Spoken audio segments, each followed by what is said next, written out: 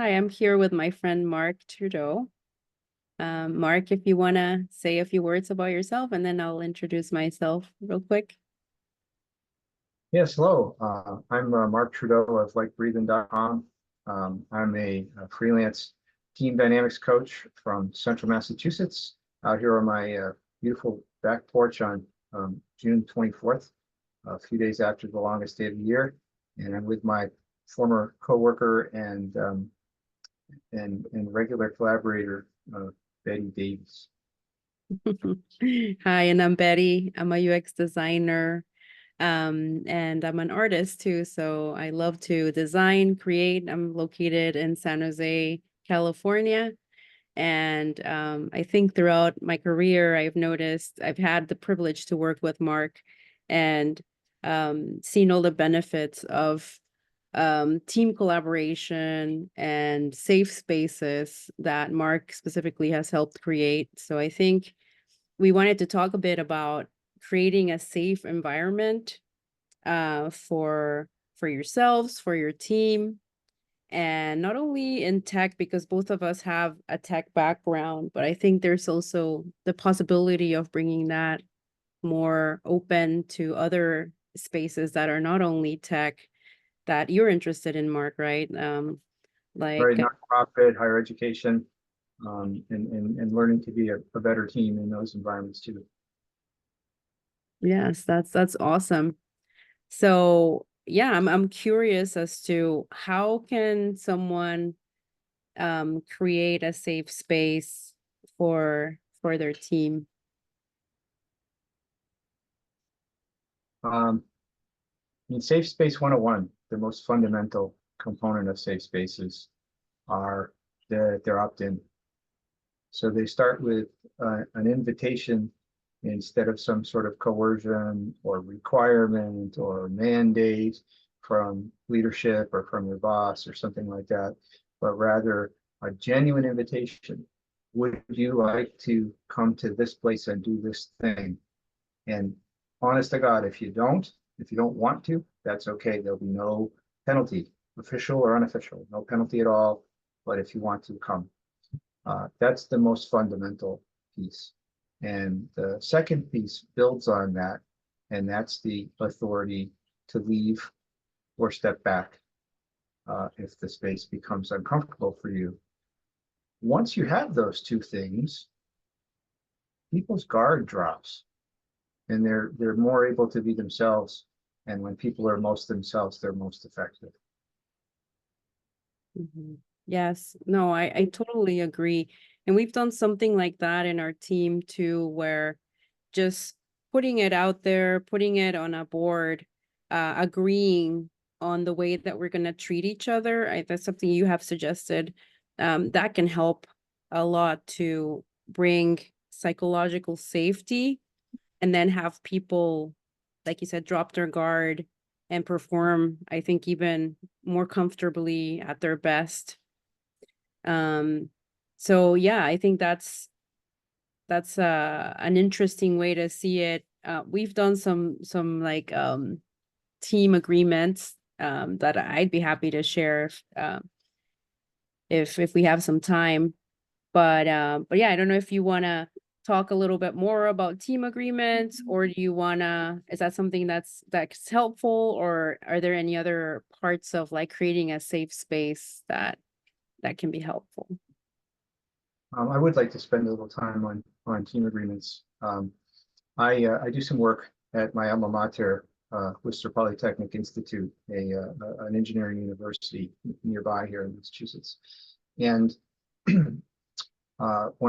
when I give a workshop at a conference or offer something at school, I always start with a simple working agreement. And in the courses that I teach are prep courses for um, interdisciplinary student team projects. One of the first assignments is our team has a unanimous a mutual accountability agreement. And I say unanimous because if decisions really make sense, then everyone should support them. And one way that you can be sure that you're making high quality agreements is by requiring that they be unanimous or you don't do them. And so a great opportunity to teach unanimous agreements and how to make them is in creating a team's initial mutual accountability agreement. So I lump those two things together. And I don't know about you, but many people are really skeptical about the possibility of teams surviving on only unanimous agreements. And we can talk more about how that can work, even when someone on the team tends to be disagreeable. There are workarounds for that too. Would you like me to share how we do that lesson? Yeah, sure. That'd be great. Okay, so we use the McCarthy's core protocols for making decisions. So the core protocols are a set of really simple scripts that you and your team can use to implement high psychological safety practices. They're not the only way to do it. They're just really easy to learn, really easy to fall back on if you get into trouble. And I encourage them as a starting point for creating high safety spaces. You can find the entirety of the core protocols, all 11 pages, at liveingreatness.com. So Jim and Michele McCarthy developed these from observing something like 300, maybe even more different teams, and which ones were successful in delivering their product and which ones were not, and what were the habits of the successful teams. And that's where these protocols came from. They were first documented publicly in their book, Software for Your Head, which is available as a free PDF download from that same website, liveingreatness.com. And the basics for making decisions and what we teach our students, there you go. We use the decider and resolution protocols. The decider, Betty and I can demonstrate this. You do this with your hands, so everybody can see what's happening and everyone votes at the same time, so that people don't servo to the most popular person's vote and copy them or something like that. So say I want to propose something to be in our working agreement. I want to propose that anybody can say I pass, which is a protocol here. Anyone can say I pass on a team activity and they don't have to do it. Ready? 1, 2, 3. Now, if you strongly agree with that, you go thumbs up when I say 1, 2, 3 and go. When I say go, you show your thumbs. Thumbs up means I strongly agree. Flat hand means I can live with it. I don't love it, but yeah, I'll go along with that. Thumbs down doesn't mean no. It means I need to modify that in order to get in on it. And closed fist means no, no way, no how. Now let's start with closed fist. If someone does closed fist, we stop talking about that idea. Done. It's over. And we'll talk about how to bring a good idea that got a closed fist back again later. Okay. If someone does thumbs down, then the proposer says, what would it take to get you in? So if Betty did thumbs down, I'd say, okay, Betty, what would it take to get you in on this idea of having a pass? Right. And Betty might say, what might you say, Betty? I want it to be more like, I don't know, this or that, or I want to change, 3 instead of, 1. I want to have 3 options instead of 1. As a matter of fact, there is a modification to the closed fist right in the core protocols. And that, I mean, there is a modification to pass. You can't pass on a decider. You have to do something. You have to make a decision. So right there, the I pass protocol has an exception built in.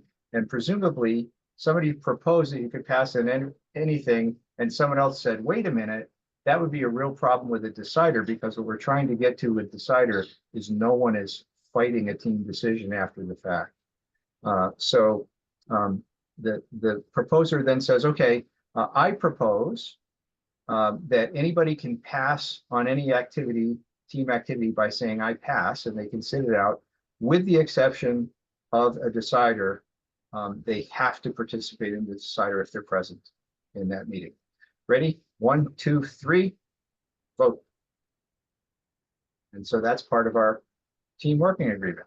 Now, anyone can propose an item to put into the working agreement, and we build an initial working agreement. And of course, anybody at any time can say, I propose we change our working agreement.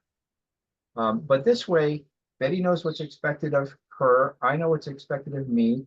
We can call each other out if one of us is violating our agreement. And it creates a baseline that helps a team keep themselves and each other safe. One other note is that it's helpful to have the team agreement be specific behaviors that you agree to exhibit. So everyone wants to put in their team agreement, we'll all be respectful. But it's much more useful to say, well, respectful means listening in this way.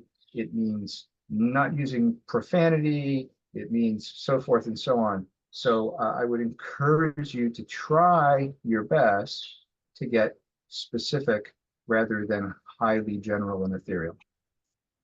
I have an example of a team agreement that we did for our team, and maybe that can help spark some conversation too. You know, I like to have them designed like this, and then have all the team, like you said, vote on it and agree to hold these ideas true. So for us, it's like assuming a positive intention that everyone is coming from a place of goodness, of caring, that there are no stupid questions, that you can ask any question that you want, that all ideas are welcome and we build on each other's ideas. So we don't want to say necessarily, you know, no, I don't like this and that's it. No, you got to build on that. You got to propose maybe something that is better. And maybe that needs to be a little more defined there. Having a yes and approach, that we're all learning together. This is a learning exercise. And that we want discussion to be happening, right? We want this to be a meeting that's interactive, that we want to hear people's opinions, you know. For people that are more talkative, you know, have a little restraint. For quieter people, you know, come out there and tell us what you're thinking.